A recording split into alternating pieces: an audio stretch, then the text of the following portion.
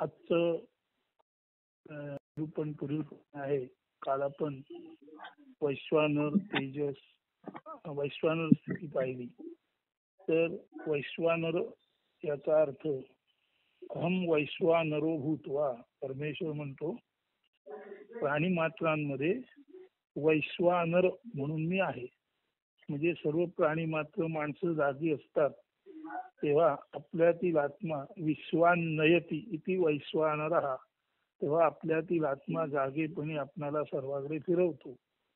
त्या आत्म्याचं जागेपणीचं रूप वैश्वानर म्हणून अहम वैश्वानरो भूत्वा म्हणून सर्व प्राणी मात्रांमध्ये विश्वान्नयती इति वैश्वानर असा तो मी आहे असं आत्मा म्हणतो. आणि हा जो वैश्वानर आत्मा आहे तो अर्थातच ज्यांना वस्तुविषय जगताची ओढ आहे त्यांना विश्वात समांतर पद्धतीने सर्व अनुभव घेण्यासाठी मदत करतो. आणि ज्यांना हे वस्तुविषय मात्र नश्वर आहेत, मर्त्य आहे, त्याची जाणीव असते, त्यांना हाच वैश्वानर जागच्या जागी बसून सत्य लोकापर्यंतचे ऊर्ध्वगामी पद्धतीने, म्हणजे वैश्वानर संसारी माणसांना हॉरिझॉन्टल पद्धतीने जे अनुभव देतो तोच वैश्वानर हे जग असत्य आहे समजणाऱ्यांना व्हर्टिकल म्हणजे ऊर्ध्वगामी पद्धतीने सत्य लोकापर्यंत किंवा ब्रह्मलोकापर्यंतचे अनुभव देतो. आणि हे दोन्ही अनुभव जे कृष्णमूर्तींनी घेतले, प्रथम त्यांनी अर्थातच वैश्विक अनुभव घेता घेता या विश्वाची सत्यता त्यांना कळून चुकली, आपली या विश्वाची असत्यता त्यांना कळून चुकली. आणि ती असत्यता तपासता तपासता ते स्वाभाविकच उन्मनी अवस्थेत, समाधी अवस्थेत सत्य लोकापर्यंत गेले. आणि त्यांना कळलं सर्व जे काही उमटतं ते त्या नथिंग मधून येतं. याचा अर्थ जसा आहे, मूळ जो ब्रह्मलोक आहे, सत्यलोक आहे, तो नथिंग आहे. म्हणजे तिथे कोणत्याही तऱ्हेची जागृती, स्वप्न, सुषुप्ती म्हणजे जाग नाही, स्वप्न नाही आणि गाढ निद्रा नाही, त्या पलीकडची ती अवस्था तू ह्या म्हणजे ब्रह्मलोकामध्ये जागृती नाही, स्वप्न नाही, सुषुप्ती नाही.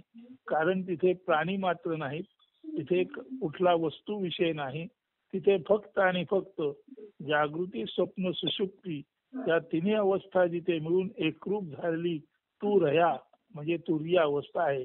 आता त्याला अवस्था म्हणायचं नाही, तू रह्या ही खरं सांगायचं म्हणजे विश्वनिर्मितीच्या अगोदरचं जे असामान्य चैतन्य आहे, जे सर्वांचं निर्माता आहे, परंतु त्यालाच माहित नाही सर्व त्याच्यातून जन्माला येते असं ते चैतन्य आहे.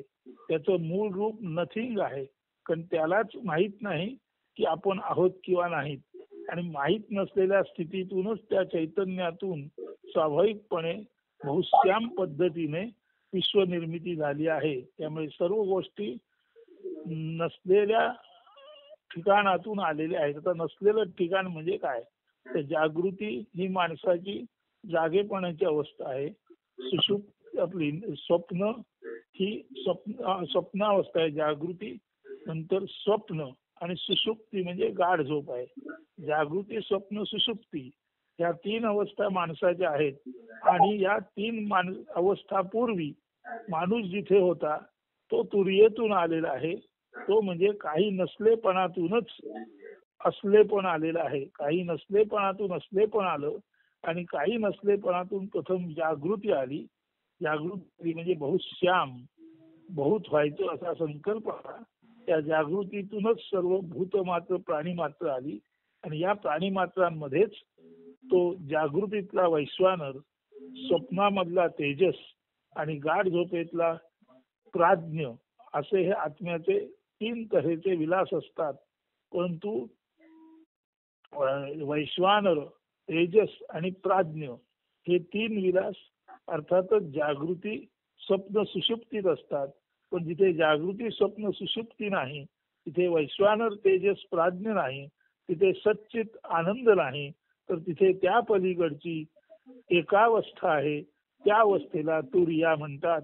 जागृती गेली, सत गेला, स्वप्न गेलं, चित गेलं, गाढ झोप सुषुप्ती गेली, आनंद गेला, तिन्ही अवस्था गेल्या, माणूस गेला. सच्चिदानंद गेला. परंतु माणूस गेला, सच्चिदानंद गेला, जागृती गेली, स्वप्न गेलं, सुषुप्ती गेली. तेव्हा जे सर्व गेलं ते जिथे गेलं ते ठिकाण त्याला तुरिया म्हणतात. तिथे सर्व काही बंद मुठीसारखं होतं, सर्व एकारलेलं होतं, सर्व एकोहम असं होतं. आणि ती बंद मुठी जेव्हा उघडली तेव्हा बहुश्याम जेव्हा झालं तेव्हाच माणूस आला.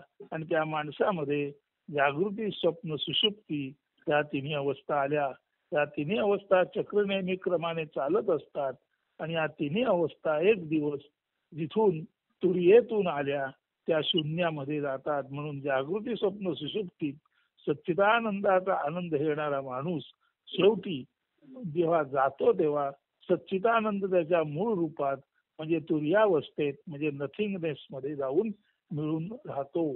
तर हा नथिंगचा अनुभव आहे तो उन्मनी भावामध्ये, समाधी भावामध्ये ज्ञानी लोकांना येतो. आणि हे सत्य त्यांना कळल्यानंतर हे सत्य सांगण्यासाठीच त्यांच्यातील वैश्वानर त्यांना जगभर हे सत्य सांगण्यासाठी फिरवतो. आणि सत्याची जाण त्यांना ज्या कारणाने मिळते ते कारण म्हणजे त्यांचा उन्मनी भाव, त्यांचा समाधी भाव, समत्वाच्या अधीन असण्याचा भाव. म्हणून ज्याच्या जीवनात साम्यावस्था आहे त्याला उन्मनी अवस्था आहे, त्याला समाधी अवस्था आहे, त्याला जाग्यावर बसून सत्यलोक म्हणजे तुर्येपर्यंत जिथे काही नाही त्या नथिंग पर्यंत जाता येते. आणि त्या नथिंग मधूनच जीव जन्माला येताना जागृती, स्वप्न, सुषुप्ती म्हणजे वैश्वानर, तेजस आणि प्राज्ञ या तीन आत्म्याच्या तीन अवस्थातून प्रकट होतो. आणि ही अवस्था जोपर्यंत माणूस जिवंत आहे तोपर्यंत जागृती, स्वप्न, सुषुप्ती या तिन्ही अवस्था म्हणजे अर्थातच सच्चिदानंदाचा अनुभव माणूस घेतो. आणि परत हा अनुभव घेणारा पुन्हा जिथे जातो तिथे ती अनुभव शून्यता, तिथे तो नथिंगनेस आहे. ती जी तुर्यावस्था ती या ज्ञानी माणसांना समाधीतून आणि उन्मनी भावातून जाणता येते. ती जाणताना त्यांच्यातील वैश्वानर त्यांना ही गोष्ट जाणण्यासाठी समाधी अवस्थेत, उन्मनी अवस्थेत त्यांना मदत करतो. कारण समाधी आणि उन्मनी अवस्था ही जागृत अवस्था आहे. तेव्हा वैश्वानर त्यांना हे सत जाणण्यासाठी मदत करतो. आणि हे जाणलेलं सत परत लोकांना सांगण्यासाठी समांतर म्हणजे हॉरिझॉन्टल प्रवास करून हे सत्य सर्व लोकांपर्यंत पोहोचवले जाते. हे कृष्णमूर्तींनी कसं केलं, ज्ञानेश्वरांनी कसं केलं, तुकारामांनी कसं केलं ते आपण पाहिलं. तर हा जो हम वैश्वानरो भूतवा हा विश्वान्यती इति वैश्वानरो याचं काल आपण कार्य पाहिलं. आता स्वप्नामध्ये जेव्हा माणूस स्वाभाविकपणे अंथरुणावर असतो आणि त्याला गाढ झोप लागली नाही परंतु तो जागा नाही, अशा अवस्थेत जागेपणीचा वैश्वानर स्वप्नामध्ये तेजस म्हणजे चैतन्य रूपाने त्याला अनेक अनुभव देतो. आणि त्याला हे अनेक अनुभव सर्वसामान्य माणसाला सर्वसाधारणपणे संसारी अनुभव असतात. आणि सर्वसाधारण माणसांची स्वप्न ही संसारी असतात. परंतु असामान्य, बुद्धिमान, ज्ञानी आणि समाधीचं ज्ञान प्राप्त झालेल्या माणसांना सुद्धा स्वप्न पडतात. पण त्यांना पडणारी स्वप्न ही त्यांच्या स्वपणाची असतात.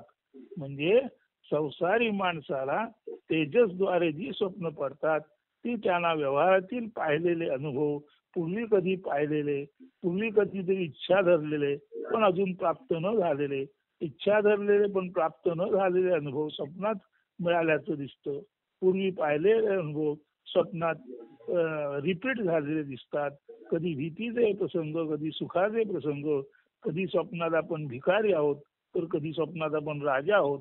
अशा तऱ्हेचे अनुभव सर्वसाधारण माणसांना स्वप्नामध्ये आत्म्याची जी तेजस अवस्था आहे त्याद्वारे दिले जातात.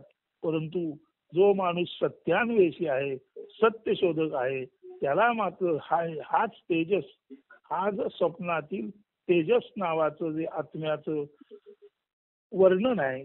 आत्मा जागेपणी वैश्वानर असतो, स्वप्नात त्याला तेजस म्हणतात. तर हा तेजस ज्ञानी माणसांना मात्र स्वप्न दाखवतो नाही, दाखवत असं नाही, पण तिथेही त्याची ती स्वप्न असतात. ती स्वप्न सामान्य माणसांपेक्षा वेगळी म्हणजे मुळाची, सत्याची, तुर्येची, नथिंगनेस म्हणजे काही सांगणारी असतात. म्हणून ज्ञानी माणसांना तेजस रूपे स्वप्नामध्ये जे दिसतं ते तुमच्या आमच्यापेक्षा वेगळं असतं. कारण ज्ञानी माणूस तुमच्या आमच्यापेक्षा सर्वथैव वेगळा असतो. त्याला साम्याचं महत्व माहीत असतं आणि जो साम्यात असतो तो समाधीत असतो. जो समाधीत असतो त्याला आप-पर भेद नसतो आणि ज्याच्याजवळ आप-पर भेद नाही त्याला भेदाभेदा पलीकडील म्हणजे अर्थातच जागृती, स्वप्न आणि सुषुप्ती या पलीकडील सच्चित आनंदाच्या पलीकडील तुर्यावस्थेचे ज्ञान मिळण्यासाठी हा जो तेजस आहे म्हणजे आत्म्याचं स्वप्नातील नाव, तर हा जो तेजस आहे तो ज्ञानी माणसांना आपलं सत्य रूप दाखवण्यासाठी स्वप्नात मदत करतो आणि आपणाला स्वप्नामध्ये जे दिसतं त्याच्या अगदी विपरीत ज्ञानी माणसाला स्वप्नामध्ये दिसतं ते स्वपण म्हणजे आपण नेमके कोण आहोत ते स्वपण किंवा कोहमचं हंसहा हंसो हे उत्तर ज्ञानी माणसाला स्वप्नामध्ये मिळतं. तेव्हा वैश्वानर सज्जना ज्ञानी माणसांना सत्याचं ज्ञान उन्मनी आणि समाधीत करून देतो आणि ते ज्ञान जगाला देण्यासाठी त्यांना तो विश्वात फिरवतो, सर्वत्र हिंडवतो आणि ते ज्ञान त्यांच्याद्वारे जगाला करून दिलं जातं. तसंच स्वप्नामध्ये सुद्धा हा जे तेजस रूप आहे ते ज्ञानी माणसाला तुर्यावस्थेचं आपल्या मूळ रूपाचं स्वपणाचं ज्ञान प्राप्त करून देतो आणि हे स्वपणाचं ज्ञान जेव्हा त्यांना प्राप्त होतं तेव्हा जागे झाल्यानंतर स्वपणाचं स्वप्नातील ज्ञान आणि जागेपणातील उन्मनी भावावस्थेतील सत्यलोकाचं ज्ञान ही दोन्ही ज्ञान एकच आहेत हे त्यांना जाणता येतं. त्यामुळे अधिक प्रकर्षाने अधिक तडफेने ते सत्याचा प्रचार आणि प्रसार जीवनात करतात. तर ज्ञानी माणसांचं स्वपण आणि त्यांचा तेजसचा अनुभव हा तुमच्या आमच्यापेक्षा वेगळा असतो. ज्ञानी माणसाचा वैश्वानराचा अनुभव हाही तुमच्या आमच्यापेक्षा वेगळा असतो.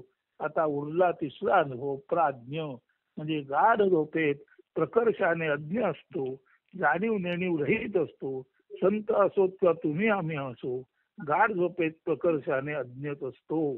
इथे मात्र दोन्हींचा अनुभव प्रकर्षाने अज्ञ म्हणजे प्राज्ञ हा गाढ झोपेत सामान्य माणसाला आणि अर्थातच संताला हाच अनुभव असतो. परंतु आपण काही नाही हा अनुभव जागेपण आल्यानंतर मिळतो. जागेपण आल्यानंतर तुमच्या आमच्यासारखा ज्ञानी माणसाला सुद्धा हा अनुभव येतो. तोही मनातल्या मनात म्हणतो अरे काय छान झोप लागली होती, काय होत होतं कळतच नव्हतं. फक्त तो आमच्यासारखं म्हणतो आणि लगेच त्याच्या लक्षात येतं की अरे जागेपणी आपण सत्य पाहिलं, स्वप्नात आपण सत्य पाहिलं.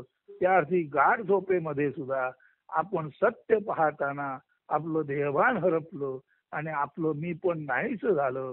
म्हणून प्राज्ञाचा संतांना येणारा अनुभव हा जरी तुमच्या आमच्यासारखा गाढ झोपेचा किंवा जाणीव नेणीवेच्या पलीकडील असला किंवा प्राज्ञ ही अवस्था अज्ञान दर्शक असली तरी सुद्धा ज्ञानी माणसांना प्राज्ञाचा जो अनुभव येतो, गाढ झोपेतला जो अनुभव येतो तो उठल्या उठल्या जरी त्यांना तुमच्या आमच्यासारखी गाढ झोपेचीच आठवण झाली तरी पुढच्या क्षणी त्यांच्या हे लक्षात येतं अरे जे आपण जागेपणी पाहिलं, आपण जे स्वप्नात पाहिलं ते पाहता पाहताच आपण त्या खरेपणात आपला विसर्ग झाला आणि आपण आपल्यातच आपला लय झाला.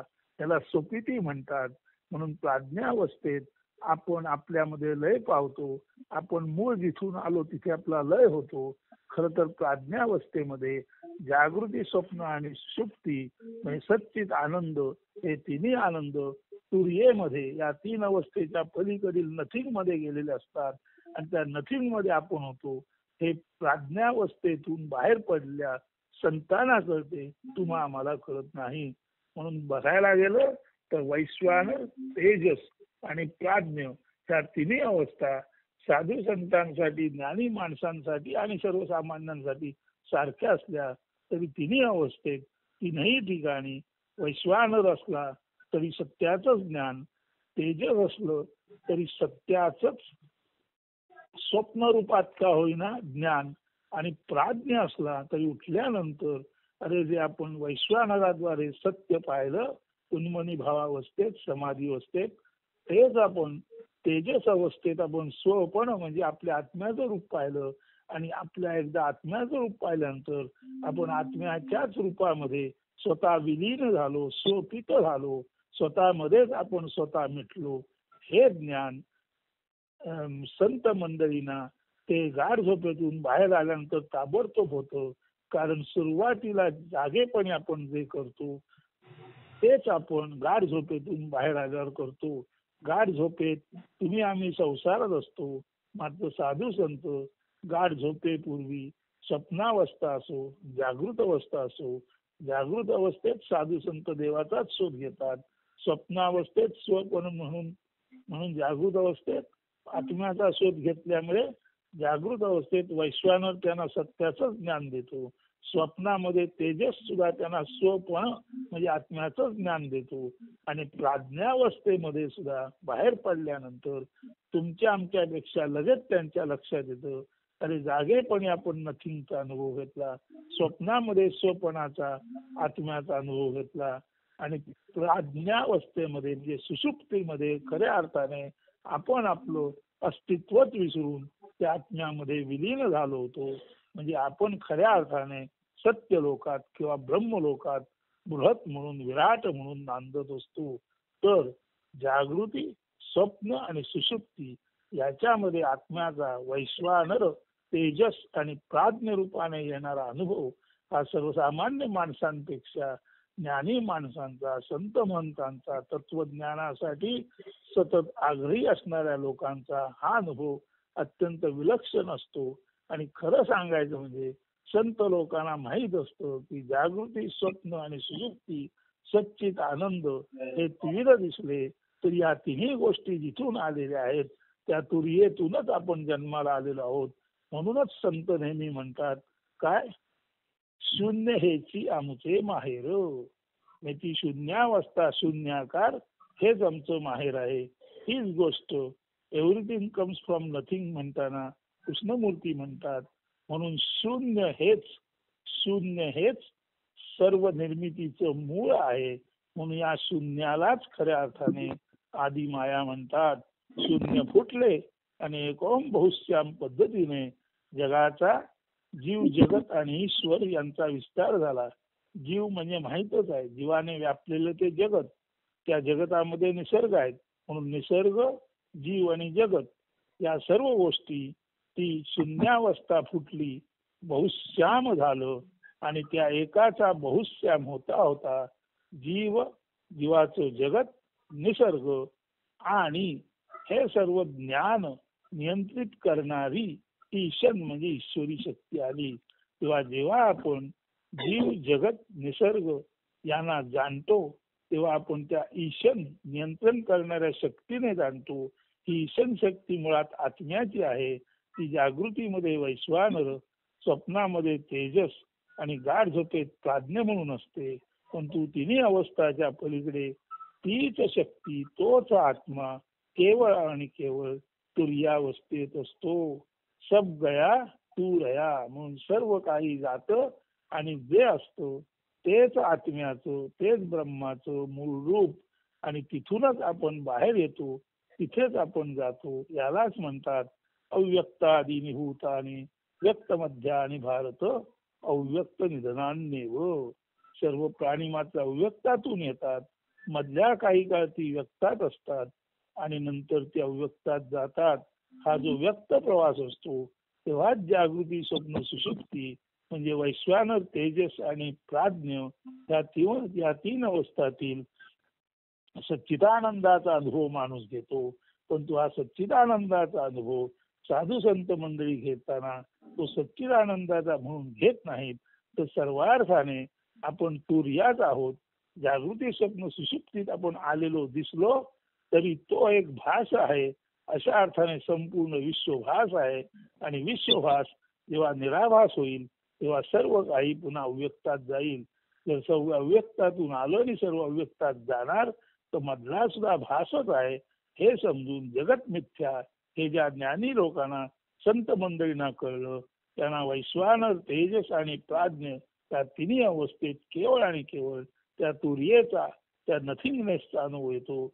आणि एव्हरीथिंग कम्स फ्रॉम नथिंग हे सांगण्यासाठी, पटवण्यासाठी आणि लोकांना खऱ्या अर्थाने सत्यावर ठाम होण्यासाठी ते संत महंत कसे मदत करतात हे आपण पाहिले.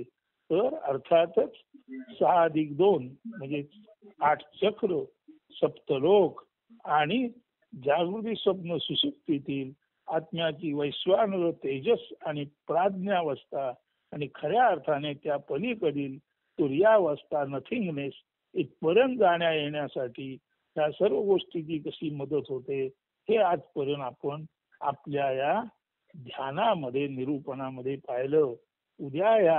उद्यापासून थोडं वेगळ्या पद्धतीने काही शक्य झालं तर आपण पाहू. परंतु आपण ध्यान सुरू केलं तिथपासून आजच्या मितीस आपण सप्तलोक झाल्यानंतर 6+2 म्हणून 8 चक्र त्यांची जागृती, त्या कारणाने आपल्यातील वैश्वानर तेजस आणि प्राज्ञ ही जागृती, स्वप्न आणि सुषुप्तीमधील आत्म्याची असलेली संबोधने आणि प्रत्यक्षात या संबोधना पलीकडे, संबोधनाच्या तो पलीकडे आहे, तो तिन्ही अवस्थाच्या पलीकडे आहे. सर्व गेल्यानंतर सुद्धा तो राहणारा म्हणून तो तुर्य आहे. त्या तुर्येपर्यंतचा प्रवास त्या सप्तलोकातून आणि अष्टचक्राच्या जागृतीतून संत महंतांना कसा शक्य होतो आणि ते आपणाला सत्याचं दिग्दर्शन कसं करून देतात. आणि ते आपणाला सांगतात, अहम आत्मा, मी आत्मा आहे याचं ज्ञान ठेव. मी देह नाही, मी मन नाही, मी स्थूल देह नाही, सूक्ष्म देह नाही, मी कारण देह नाही, तर मी देहातीत नथिंग आहे, तुर्य आहे याचं ज्ञान परोपरीने ते आपल्याला देतात. आणि हे ज्ञान प्राप्त झाल्यानंतर त्याचा व्यावहारिक फायदा केवळ आणि केवळ दिसायला एकच असला तरी आयुष्याला पुरून उरणारा असा तो अनुभव असतो की कोणतीही स्थिती येऊ, सुखाची, दुःखाची, जयाची, पराजयाची, हानीची, फायद्याची, कुठल्याही स्थितीमध्ये ज्याचा आत्मभाव जागा आहे, ज्याला माहितीये की आपण मूळतः तुर्य आहोत, त्या तिन्ही अवस्था तात्पुरत्या आहेत, तो तात्पुरत्या अवस्थेतील हानीबद्दल शोक करत नाही आणि फायद्याबद्दल तो अतिउत्साही आनंदी होत नाही. त्याच्यामध्ये कुठल्याही तऱ्हेचा अतिरेक नसतो.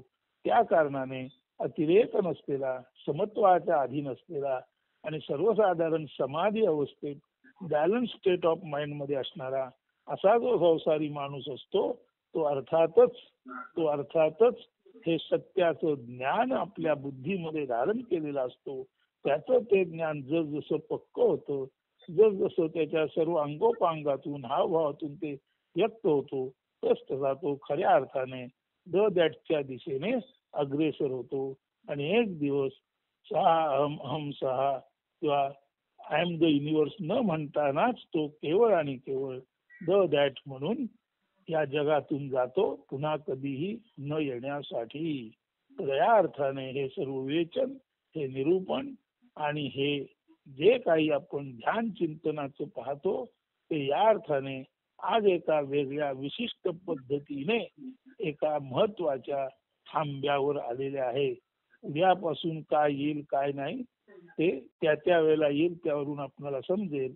पण तू जर फार चुकत नसेल तर आपण ध्यानाचं जे सुरुवात केलं ते ध्यान आज आपणाला, त्या ध्यानातून आपणाला मुळाचं परिपूर्ण ज्ञानापर्यंत कसं जाता येतं ते आपण पाहिलं. याच्या चिंतनात सर्वांनी राहा. सर्वांना शुभ दिन अस्तु. धन्यवाद.